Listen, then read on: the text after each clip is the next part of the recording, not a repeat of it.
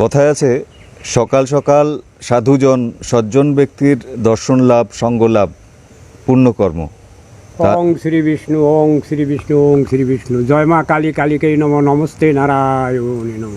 দক্ষিণা কালী নম নমস্তে নারায়ণী নম। কামাখ্যা দেবী নম চামুণ্ডাই নম। ওং হিরিং হিরিং কিরিং কিরিং কিলিন কিলিন চামুণ্ডাই সাহা। জয় মা কালী কালীকাই নম নমস্তে নারায়ণী নম। গুরুদেবাই নম। এই মুহূর্তে আমরা যে বাড়িটায় রয়েছি গ্রামের নাম মহাদেবপুর। এই স্থান নামের উৎপত্তি খুঁজতে গেলে দেখা যায় যে দেবাদিদেব বিভিন্ন দেবদেবীর নাম অনুসারে এই অঞ্চলে অনেক গ্রামের নাম রয়েছে, যেমন লক্ষ্মীপুর রয়েছে, মহাদেবপুর রয়েছে, নারায়ণপুর রয়েছে। বুঝতেই পারছেন যে এই মহাদেবপুরে আধ্যাত্মিক ভাবসম্পন্ন মানুষজন বেশি করে থাকবেন, এটা তো স্বাভাবিক। হ্যাঁ অবশ্যই। হ্যাঁ, তা পূর্বাশ্রম যাই ছিল আজকে এই সকালবেলায় দর্শন পেলাম সাধু বাবার। তিনি বলছিলেন যে আমার যে আশ্রম রয়েছে সেখানে সারা বছরই নিত্য পূজা হয়, তার পাশাপাশি আগামীকাল রয়েছে আরও একটা পুণ্যতিথি।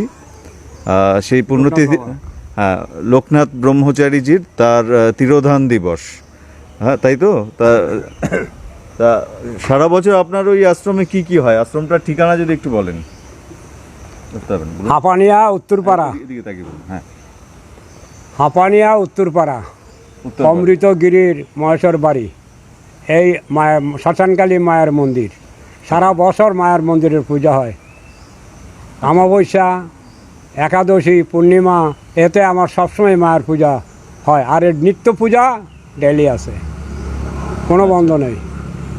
আচ্ছা, আমার কোনো জমি জায়গা নাই, আমার কোনো কিছু নাই। আমি ভিক্ষা করি, দর দুয়ারে যাই, দর্শন আনি, মায়ের পূজা দিয়ে নিজের সেবা নিই। লোকনাথ বাবার পুজো উপলক্ষে কি কি আয়োজন চলে বা কি ভেবেছেন আপনি? লোকনাথ বাবার পূজার ব্যাপারে নারকেল, কলা, মানে সাবু, দুধ, হ্যাঁ এই সমস্ত বিভিন্ন ধরনের তো ফল ফলাদি সব কিছুই লাগে লোকনাথ বাবার পূজায়। খানিক আগে আপনার সাথে কথা হচ্ছিল যে আপনি কথায় কথায় বলছিলেন যে আপনার বর্তমান আশ্রমে যাওয়ার আগে আপনি যখন আপনার জীবনের একটা পর্বে অন্য জায়গায় ছিলেন, তা কি এমন আকর্ষণ বোধ করলেন বা কেন? মানে প্রশ্নটা সহজ কিন্তু উত্তর দেওয়াটা কঠিন আমি জানি, যে কেন এই পথে আসা বা কি আস্বাদ পাচ্ছেন সেটা যদি একটু বলেন। আচ্ছা, সত্যি কথা বলতে কি,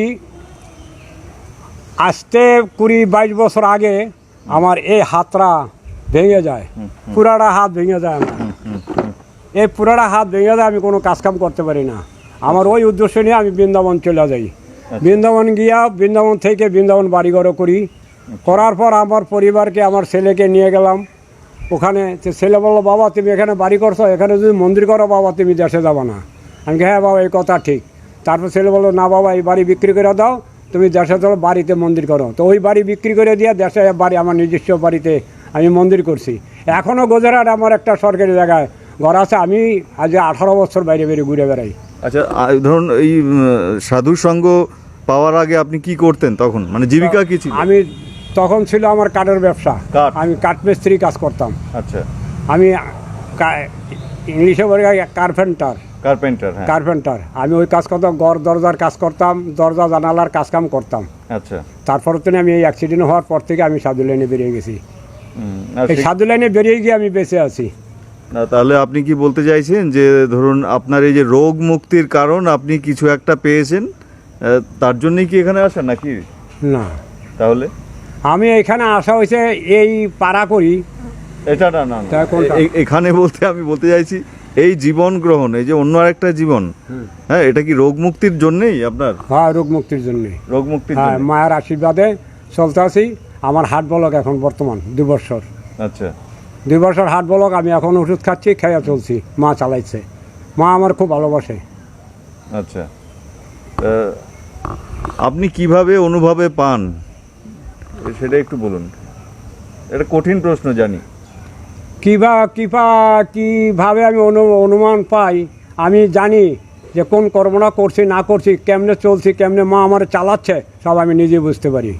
মা আমাকে চালাচ্ছে কি না, আচ্ছা আচ্ছা, এটাই আমি বুঝতে পারি ভালো, যে মা আমার মা। মাই আমাকে চালায় নিচ্ছে সব কিছু। এই যে পাড়ায় এসে এখনও আমার মাই চালায় নিচ্ছে। আমি ঘন্টা দিয়ে পাড়া করবো, চলে যাম বাড়িতে, গিয়ে মায়ের পূজা দেবো। বাহ, হ্যাঁ, মুষ্টি ভিক্ষা সংগ্রহ করছেন, মানে ভক্তরা খুশি হয়ে যা যা দেন সেটা আপনি সংগ্রহ করছেন। এবার একটু আপনি জানান যে যারা আগ্রহী, কেউ যদি মনে করুন আপনার এই পূজানুষ্ঠানে অংশ নিতে চায় বা দেখতে চায়, তারা কখন যাবে বা কী বার যাবে, তাদের যদি একটু আমন্ত্রণ জানান আপনি। হ্যাঁ, আচ্ছা, এই আমন্ত্রণটা আমি জানাচ্ছি। আমি সিজন কালী পূজায়, আচ্ছা তখন আমি বিল বই দেই। বিল বই আছে আমার, বিল বই এখনও আছে। আচ্ছা, গেল কালী পূজা। সেটা কোন মাস? সেটা হচ্ছে কার্তিক মাস। কার্তিক মাস। এবার কত তারিখে, 25 তারিখে না কয় তারিখে পড়ছে এবার বলতে পারি না, অনেক পঞ্জিকা দেখলে বলতে পারবো। কার্তিক মাসে মায়ের পূজা, সিজন পূজা, বড় পূজা হয়। তখন নিমন্ত্রণ করি। আমার 25-30 হাজার টাকা মায়ের পূজা আমার মাই দেয়। মায়ের আশীর্বাদে আমি খরচা করি, খিচুড়ি টিচুড়ি করি, অনুষ্ঠান করি। 3 দিন অনুষ্ঠান হয়। আচ্ছা, ওই মূল উৎসব ছাড়াও এমনি যদি কেউ যেতে চান, হ্যাঁ, যে কোনো সময় যেতে পারে। যে কোনো সময় যেতে পারে, কিন্তু কথা আছে এর ভিতরে, যে কোনো সময় গেলে হবে না। আমি আমাবস্যা দিন আমি বাড়ি থাকি, হয়তো যে কোনো সময় আমি আত্মীয় বাড়ি যেতে পারি, এদিক সেদিক চলে যেতে পারি। আপনি গিয়ে পাবেন না আমাকে। আমাবস্যা দিন আমার সর্বদাই পাবে। আচ্ছা, শুধু এই কথাটা বলুন তাহলে, যে এই লোকনাথ বাবার পুজোর অনুষ্ঠান যদি কেউ দেখতে চান কখন যাবেন এবং ঠিকানাটা একটু বলেন আপনি। লোকনাথ বাবার পুজো, সেই পূজা প্যান্ডেলটা পূজা হয় না, মায়ের মন্দির আছে। মায়ের মন্দিরে আমি লোকনাথ বাবার নামে ভোগ দেই। এটাই পূজা হয় আমার। বাহ, দুপুরবেলায় হবে? হ্যাঁ, দুপুরবেলায় হবে। আগামীকাল? আগামীকাল দুপুরবেলা। আর কিভাবে পৌঁছাতে হবে? হাঁপানিয়া যেতে হবে নাকি? হাঁপানিয়া উত্তরপাড়ায় গিয়ে অমৃতগিরির বাড়ি। বাহ, আপনি যদি একটু আমাদের যারা দর্শক রয়েছে তাদের উদ্দেশ্যে ওই শুরুতে যে ধ্বনিটা দিয়েছিলেন মায়ের নামে, সেই ধ্বনিটা একবার যদি বলেন একটু মাকে। হ্যাঁ। জয় মা কালী, কালিকাই নম, নমস্তে নারায়ণী নম, বর্মা বিষ্ণু মহেশ্বর কৈলাসপতি শিব শঙ্কর, ওং নম শিবায়। বম বম বলে বাবা তারক বাবা, বিশ্বকর্মা, শনি ঠাকুর, গীতা ঠাকুর, মা কালী, মা মনসা, শ্মশান কালী, তারা মা। আমি এই দেবতা গড্ডাইকা, আমি দেবতাদের আশীর্বাদে আমি এখনও বেঁচে আছি। বাহ, আপনার সাথে কথা বলে খুব ভালো লাগলো। মাননীয় দর্শক বন্ধু, এতক্ষণ এই ব্যক্তির সঙ্গে তো কথা হচ্ছিল, তিনি আছেনও আমার সঙ্গে। সর্বশেষ আমার একটা কথাই বলার, যে মানত ঈশ্বর, না মানলে শুধুই পাথর। এই ভিডিওতে কে বিশ্বাস করবেন কে বিশ্বাস করবেন না সেই বিতর্কে বা সেই পথ নির্দেশ, দিক নির্দেশ আমি করছি না। তবে একটা মানুষ তার জীবনে কিছু একটা পেয়ে যান, আধ্যাত্মিক স্পর্শ লাভ করে, এবং সেই আধ্যাত্মিক স্পর্শ লাভে তার জীবনের আমূল পরিবর্তন হয়, তেমন একটি জলজ্যান্ত উদাহরণ বা রক্তমাংসের গড়া সেই মানুষটি, যার ভেতরে তিনি স্পর্শ লাভ করছেন, তেমন স্পর্শ লাভের শরিক হতে চাইছিলাম আজকের এই সকালে। জানি না এই ভিডিওর মাধ্যমে কতটা সেই ছোঁয়া আপনাদেরকে পৌঁছে দিতে পারলাম, বা এর পরবর্তীতে আসলে যা কিছু আমরা দেখি তারপরে তো ভাবি ব্যাপারটা কতটা আপনার ভাবনা স্তরে পৌঁছবে, সেটা হয়তো তিনিই বলতে পারবেন। তবে একটাই কথা, বিশ্বাসে মিলায় বস্তু, তর্কে বহুদূর। হ্যাঁ হ্যাঁ, ভক্তিতে ভগবান, অভক্তিতে অপমান। ভক্তি করলেই ভগবানকে সঙ্গে সঙ্গে তুমি পাবা না, কিন্তু ভক্তি করতে করতে করতে যখন একটা গাছ রোপণ করলে গাছটা জল ডালতে হয়, জল ডালতে ডালতে গাছটা যখন বড় হয়, বড় হলে তারপরে ফল পাওয়া যায়। আমি ভক্তি দিয়ে ফল পেলাম, ফল চাইলাম না, তা ফল পাওয়া যাবে না। একদম, কথায় অনেক কথাই না বলা রয়ে গেল। খুব ভালো থাকবেন। নমস্কার, ধন্যবাদ। জয় হোক।